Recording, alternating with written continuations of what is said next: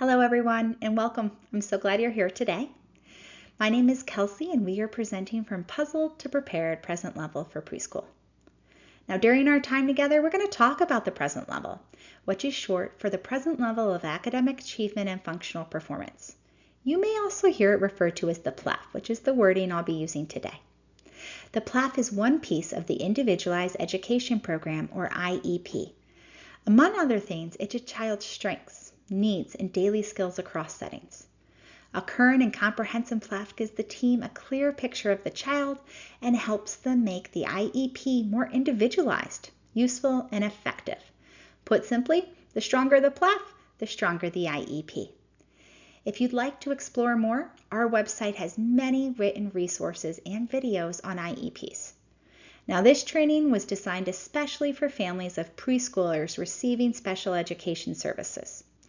We know that the IEPs cover students from ages 3 to 26 in Michigan, but what that looks like is a little different at every stage.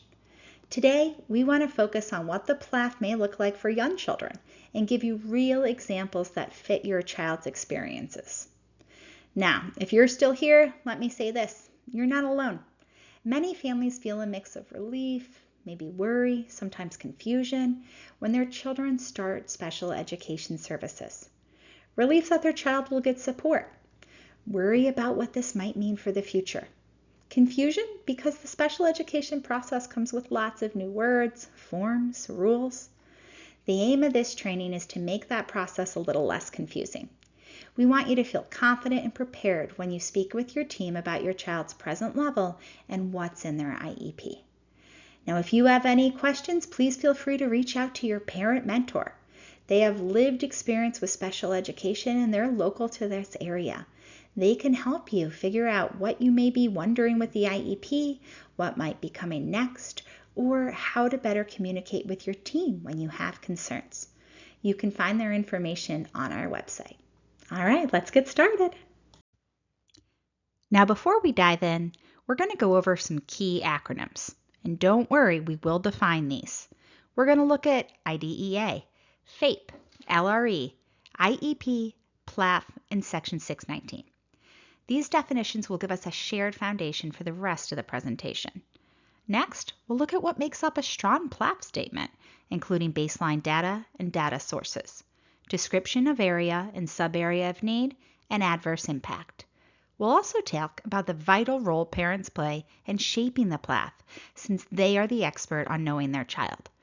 Finally, we'll bring everything together as we look at the PLAAFP in relation to the IEP process. We can start by trying to make more sense out of the alphabet soup that comes with understanding special education.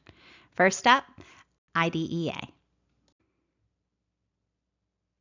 The Individuals with Disabilities Education Act, IDEA, is a federal law that makes sure eligible students with disabilities have both rights and protections in school, including access to the services and supports they need to learn.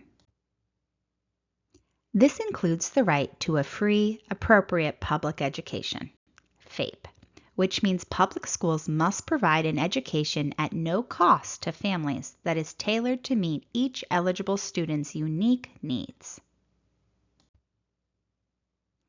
And the right to be educated in the least restrictive environment, LRE, meaning eligible students with disabilities should learn alongside their peers without disabilities to the maximum extent appropriate. The least restrictive environment is not a specific classroom or program. It's a guiding principle that says eligible students with disabilities should be educated with their non-disabled peers as much as is appropriate for their individual needs. LRE means that schools provide the necessary supports and services in general education and community settings first, rather than assuming a separate or more restrictive placement is required. So how does that work with preschool? The title of our presentation is From Puzzled to Prepared, Present Level for Preschool. But what do we mean by preschool? What does preschool look like for your child? Why don't we take a moment to think about what your child's preschool experience looks like?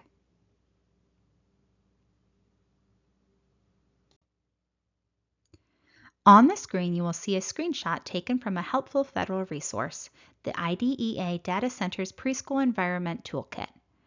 The toolkit contains interactive pages that represent some of the different educational environments that may be available for preschoolers. You can hover over each image to reveal descriptions of these different types of environments and learn more about the funding behind each environment. The goal of preschool special education services is to enable young children to be active and successful participants in home, school, and community settings, resulting in positive outcomes for children and their families. In 2017, the Office of Special Education issued a policy letter on early childhood settings and how LRE applies to preschool. In the letter, OSEP provided the following clarifications about what constitutes a regular early childhood program. The term regular class includes a preschool setting with typically developing peers. More informal settings such as playgroups or home settings usually do not comply with the state's early learning standards or curricula and are therefore not considered regular early childhood programs. A regular early childhood program refers to special education and related services delivered in the course of daily activities and routines in which all children in the classroom participate, things like circle time or learning centers. It does not refer to services delivered in some other location in the building in which the child would not have the opportunity to interact with their peers without disabilities. The Preschool Environments Toolkit includes materials and resources that provide information and support to state and local education agencies to collect, report, analyze, and use preschool environment data to be used for program improvement. While exploring the toolkit and data, you may encounter the term Section 619.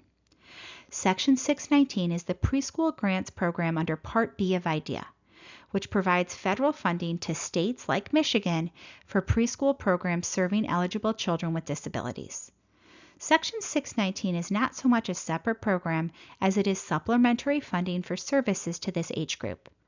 Section 618 is important because it reiterates the federal stance that the provision of FAPE and LRE are important to the development of eligible children with disabilities, including preschoolers. We have briefly talked about IDEA, FAPE, LRE, Section 619, and different preschool environments, and you may now wonder where you can find this information as it relates to your child. For that, you're going to want to look at your child's IEP. IDEA requires schools to develop an individualized education program, also known as an IEP, the school's written offer of FAPE. In other words, IDEA is the law, and the IEP is how it's carried out for each eligible student. The IEP is constructed with the district using your input as a parent. This document, once completed, will reflect the district's offer of a free and appropriate public education, or FAPE. An IEP is a legal document that outlines the supports and services an eligible student with a disability needs to receive FAPE. Children qualify for an IEP if they meet the criteria for one of the disability categories under IDEA and if their disability impacts their ability to make progress in school. For our preschoolers, that might include delays in speech and language, social-emotional development, motor skills, or other areas that make it harder to fully participate in learning and play. The IEP tells families, teachers, and service providers where the child is now, where the child is headed, and what supports and services will help along the way. But before we can discuss or plan goals, services, accommodations, or even which preschool environment best meets the needs of our child, we need to know the starting point. And that's why the PLAAFP is so important. The present level of academic achievement and functional performance, the PLAAFP, is the section of the IEP that describes the child's current abilities, needs, and impact on access. A comprehensive PLAAFP statement informs the IEP team of the type and level of supports necessary for the student to receive FAPE in the LRE. Each child's IEP must contain a statement of the child's present levels of academic achievement and functional performance, the PLAAFP, including how the child's disability affects the child's involvement and progress in the general education curriculum, or, for preschool children, as appropriate, how the disability affects the child's participation in appropriate activities. The PLAAFP must also be grounded using current data from multiple sources, and it must reflect a child's unique disability-related needs and how those needs are adversely impacting the child's participation in age-level activities and participating with peers. This includes behavioral needs. Let's break the PLAAFP down a bit further by talking about what we mean by present level, academic achievement, and functional performance. Present level. This means right now, at this moment in time. It does not describe what the child used to be able to do or what we hope they can do in the future. It gives a current snapshot. The present level statement for a preschooler will describe how the child's disability affects their participation and success in the preschool environment. Academic achievement. When most people hear the word academic, they think of older children doing reading, writing, maybe even math worksheets. For preschoolers, academic achievement looks different. At this age, academic means the early building blocks that prepare your child to learn in elementary school and beyond. This could be pre-literacy, playing with sounds through rhyming, clapping out syllables, or recognizing beginning sounds. Early math concepts, identifying and extending simple patterns, such as red, blue, red, blue. Problem solving and thinking skills, testing cause and effect relationships, like pouring water through different funnels. Attention and work habits, participating in group learning activities, like singing songs with motions or following along with a teacher-led story. These are all the kinds of skills that set the foundation for later success in reading, writing, problem solving, and math. But the PLAAFP is not just about academic achievement. Functional performance is also important. Functional performance tells the everyday skills that help children participate in routines and activities. Examples include playing with peers, moving safely through the classroom, following directions, putting away belongings, washing hands, communicating needs, and managing emotions. The goal of preschool special education services is to enable young children to be active and successful participants in home, school, and community settings, resulting in positive outcomes for children and their families. A clear PLAAFP creates a strong foundation for those services, while a vague PLAAFP makes it harder to build a plan that truly supports your child. Now that we have some context about where the PLAAFP falls into the puzzle, let's move to the key elements of the PLAAFP. Our presentation is called From Puzzle to Prepared, Present Level for Preschool for a reason. It can be a puzzle. Sometimes capturing all the information for the PLAAFP can feel overwhelming. It can be hard to understand what's going on, whether that be figuring out which details may be helpful to share, or understanding where your child is in the bigger picture of preschool. One way to make sense of it is to think of the PLAAFP like a photograph of your child, taken right now, in this moment in time. Just like a photograph, the PLAAFP is made up of different elements that, when put together, create a more thorough picture of the subject matter. When we don't have a detailed PLAAFP, the IEP may seem unclear, like the image you see here. Can you make out what is depicted in this photograph? Or is it easier to see what is missing from the photograph? Let's go over the key elements in the PLAAFP to see if we can bring some clarity.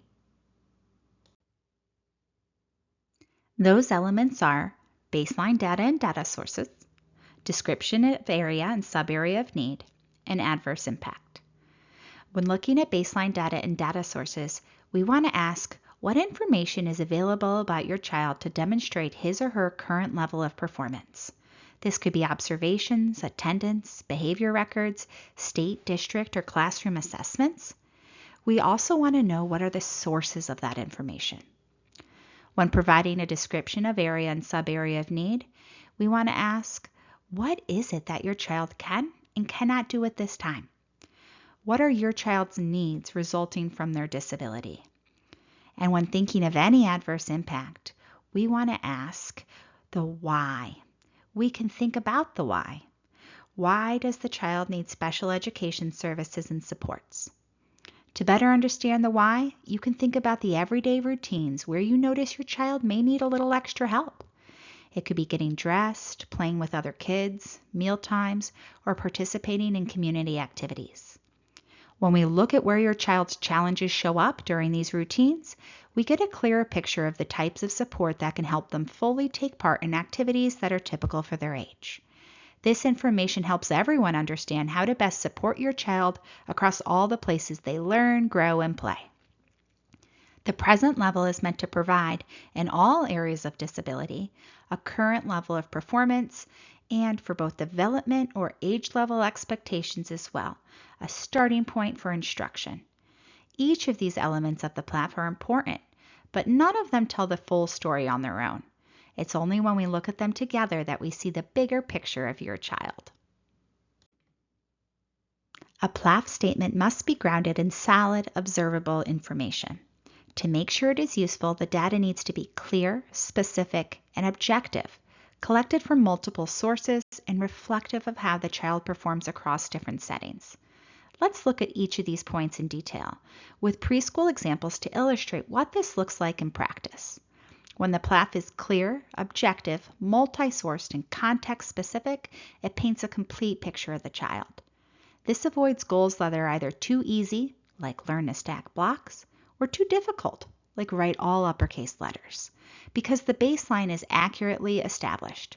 For example, knowing that your child can cut along a 3-inch line with some success means her goal can build on that skill, such as cutting along a 6-inch curved line with improved accuracy. When writing out the PLAAFP, we want to be certain that the information is measurable. Statements such as, Jensen is 3.7 and struggles to speak, are too vague. Instead, the PLAAFP could say something like this. Jensen uses 20 to 25 single words consistently and is beginning to combine 2 words together. During his speech sessions, Jensen engages well and has correctly used 2-word combinations in 6 out of 10 opportunities. By 36 to 48 months, children typically use 2 to 3 word phrases spontaneously across daily routines to share ideas, express needs, and participate in conversation. Jensen is developing these early expressive language skills and benefits from adult prompting to use multi-word combinations more consistently and independently. This level of detail allows the IEP team to see exactly what Jensen can do, under what circumstances, and how consistently. Objective language avoids personal judgments or feelings, such as, he's really behind compared to his classmates, and instead uses observable behaviors and data. These examples make it possible to track progress over time because they are precise and replicable. It also provides us with what is expected for children his age, so we know what we are working toward as we start thinking about future goals. The weak statements here are unhelpful because they are vague, subjective, and do not give the team a clear picture of what the child can actually do. They frame the child only in terms of deficits without details, making it difficult to identify strengths, measure progress, or plan appropriate supports. In contrast, the strong objective statements are specific, measurable, and descriptive. They explain what the child is currently able to do, under what conditions, and with what level of success. For example, noting that Jensen consistently uses 20 to 25 single words and sometimes combines 2 words provides concrete evidence of his expressive language abilities. Documenting Aria's attention span with and without supports shows strategies that help. Dallas's fine motor description highlights current skills with crayons, scissors, and tracing, which paints a clearer picture of his development. Detailed, objective statements give the team a shared, factual baseline, making the PLAAFP more accurate. Preschool children learn and show their skills in many different ways, so PLAAFP information should come from multiple credible sources. This could include classroom observations. A teacher might record that a child can share toys with a peer for 2 minutes before needing help from an adult. Developmental assessments. A formal tool might show that a child's fine motor skills are at the 30-month level, even though they are 48 months old. Work samples. This could be attempts at writing a student's name, block building, completing a puzzle. Therapy notes. An occupational therapist may note that the child can use a tripod grasp with crayons 60% of the time in therapy, but uses it less frequently in the classroom. Parent input. Parents may share that their child uses full sentences at home, but teachers rarely hear the child speak in class. Using multiple perspectives prevents the PLAAFP from being one-sided and ensures that the child's abilities are captured more fully. When the PLAAFP is clear, objective, multi-sourced, and context-specific, it paints a complete picture of the child. This avoids goals that are either too easy or too difficult because the baseline is accurately established. We know that children do not grow and learn in just one place. They move between the classroom, the playground, the lunchroom, the bus, and so on. Each of these environments has its own expectations and challenges. That's why a strong PLAAFP includes context across settings, a description of how your child functions in different situations. Preschoolers often demonstrate very different skills depending on their mood, activity level, setting, group size, level of structure, who they are with, and other factors. Documenting these variations in the PLAAFP helps the IEP team understand your child's true abilities and challenges so they can design supports that work across environments. Behavior can also be variable. A child who is calm and cooperative at home may become anxious or defiant in a noisy, structured classroom. A child who plays well with siblings may have difficulty entering play with unfamiliar peers at the park. Understanding that behavior can shift depending on the setting helps the team avoid making unfair assumptions and instead plan supports that work across environments. When the PLAAFP includes multiple contexts, the team is less likely to make assumptions based on the environment alone. A child who struggles in one setting may shine in another, and that variability is important to understand. Recognizing that behavior and skills can shift depending on where the child is and who they are with makes sure the IEP reflects the real-life child, not just a single observation. For example, during a one-on-one story with a teacher, Maya points to pictures and labels them with two-word phrases, like red ball. In a group of 4 peers during a play center, she whispers answers but needs encouragement to speak louder. During circle time with 15 children, she rarely contributes without being directly called on. Carlos shares blocks with an adult and takes turns stacking without prompting. When playing pretend kitchen with a single peer, he negotiates roles. I cook, you eat, and plays cooperatively for up to 5 minutes. In a large group on the playground, he runs around independently and struggles to join peer games without adult help. During a puzzle activity in a calm corner, Nathan works for 10 minutes without frustration. During cleanup, he becomes upset, throws toys, and needs adult assistance to calm down. At the library story hour, he sits for the first 5 minutes, but then moves around the room unless seated with an adult. A strong PLAAFP is not about personal impressions like doing better or behind peers.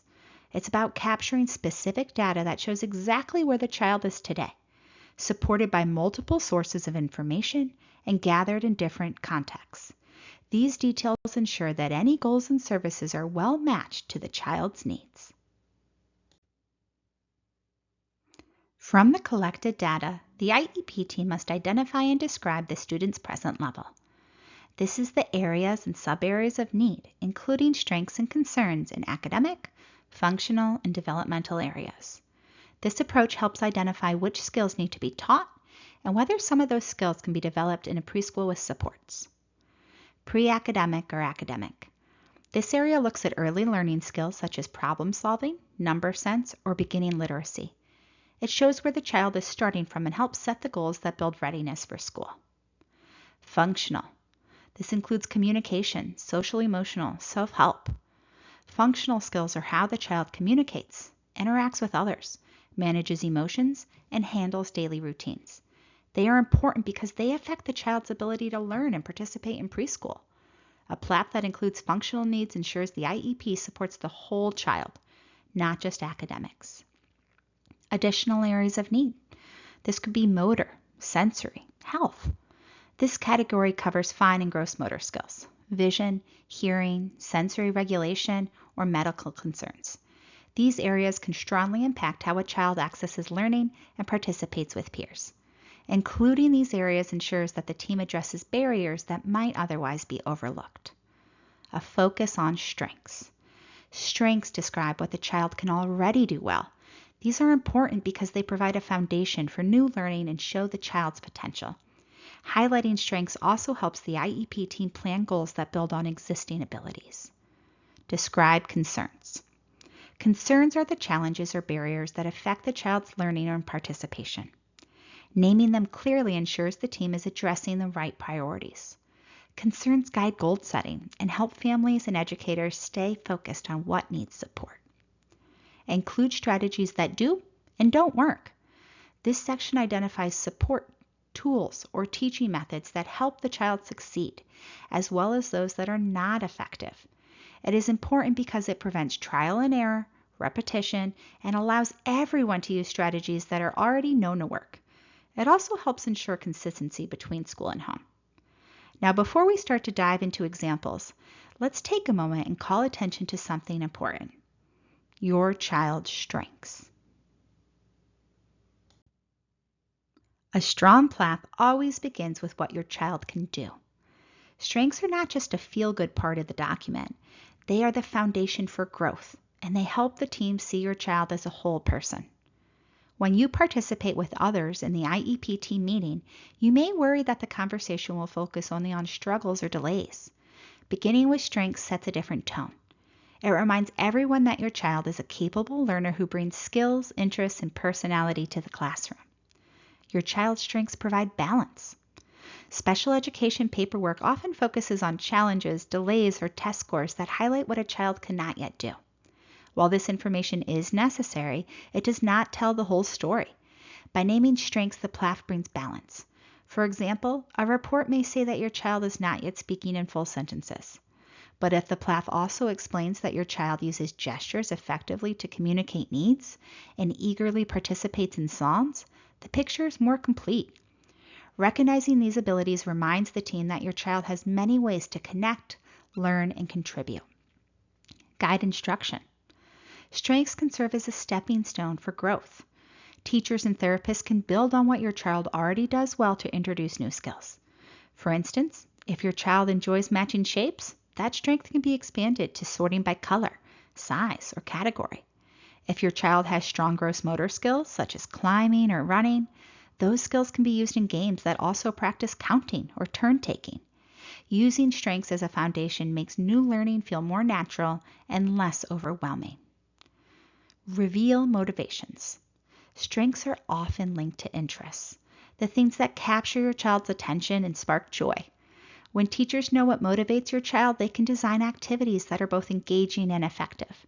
For example, a child fascinated by dinosaurs might practice early math skills by counting toy dinosaurs or comparing their sizes.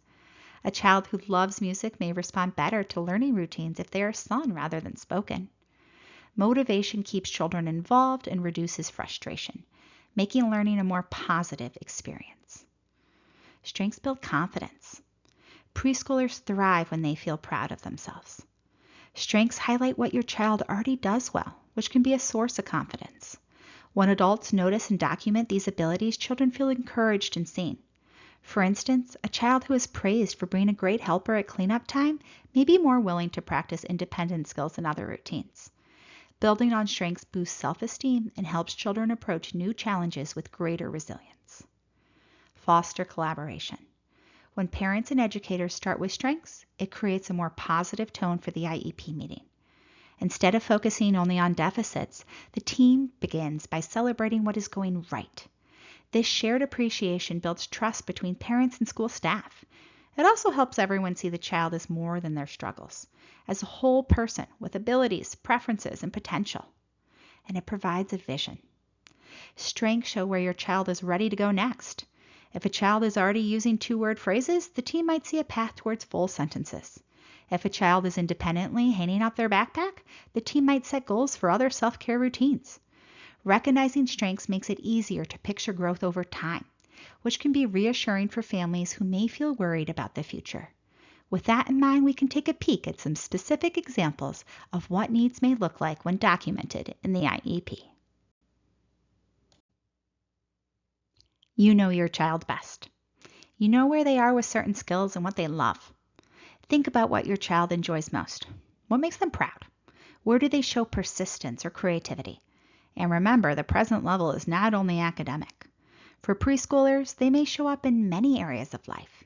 This could be social emotional, communication, motor skills, independent skills, or their personalities or interests. Maybe your child remembers the ABCs only after hearing it a few times. Maybe they are gentle with a younger sibling or show incredible determination when solving a puzzle. Maybe they just learn how to zip their coat up on their own.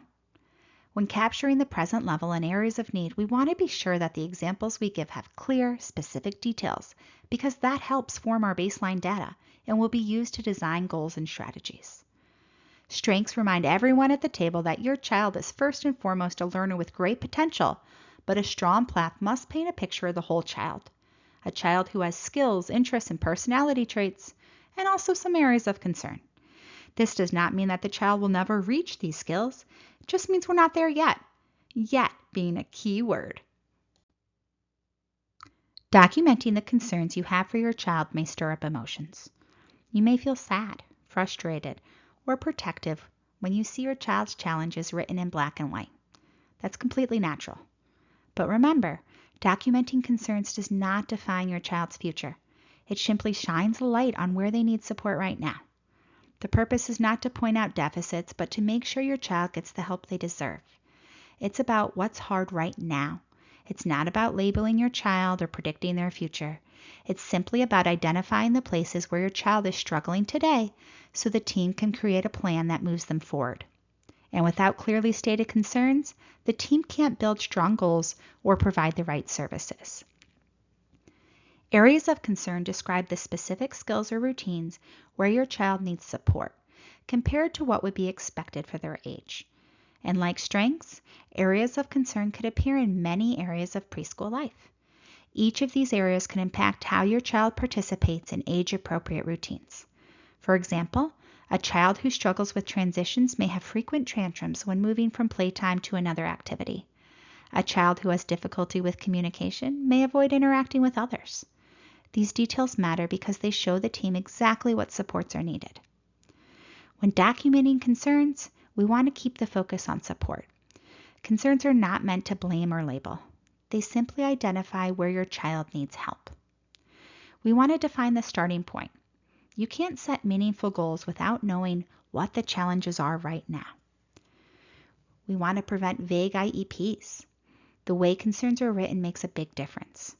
A clear concern leads to a clear goal. A vague concern leads to a vague plan. We want to connect home and school. Many concerns show up in both places, like difficulty with transitions, tantrums, or communication struggles. Describing them will help teachers and parents share strategies. Including which strategies, supports, tools, or teaching methods helps the child succeed, as well as those that are not as effective, is also important. Supports may work in some settings, but not others. A visual schedule may help at school, while a timer works better at home. Knowing which strategies help in which environment allows the team to design flexible, realistic supports. And including this information prevents trial and error repetition. It allows everyone to use strategies that are already known to work. It also helps ensure consistency between school and home. When we talk about adverse impact, we're really talking about those moments when a child or family feels this part is really hard and we could use some help. It answers that key question. How does my child's disability affect their ability to take part in age-appropriate activities and routines? Think of the adverse impact as the bridge between the evaluation results and what actually happens in your child's day-to-day life. The results alone don't tell the whole story. For example, knowing that your child has a speech delay is helpful, but it doesn't explain how that delay shows up during circle time or when trying to make a friend on the playground. The adverse impact section makes that connection clear. Without this piece, the IEP team might only see evaluation scores or broad descriptions, which can lead to goals and services that truly don't fit your child.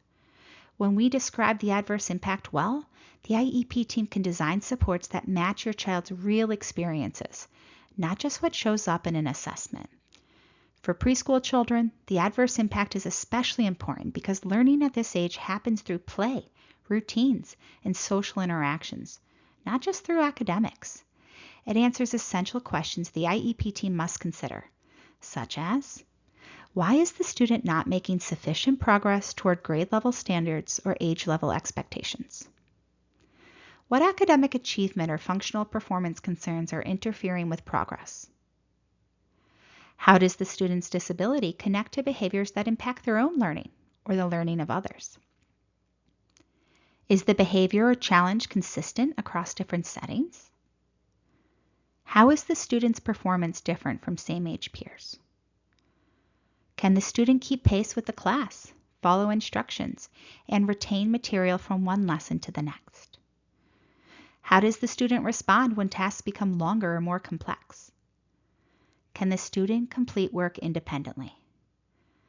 By working through these questions, the IEP team creates a detailed, individualized description of how the disability is impacting progress. It's not enough to say the student's disability interferes with learning. The adverse impact must show how and why this is the case. Special education should always be centered on the child's real-life experiences and needs, not something that is done to a child. When we focus on the areas where a child and family genuinely feel a need, the IEP becomes more effective, more meaningful, and more connected to everyday life. It's important to remember that a disability does not define a student.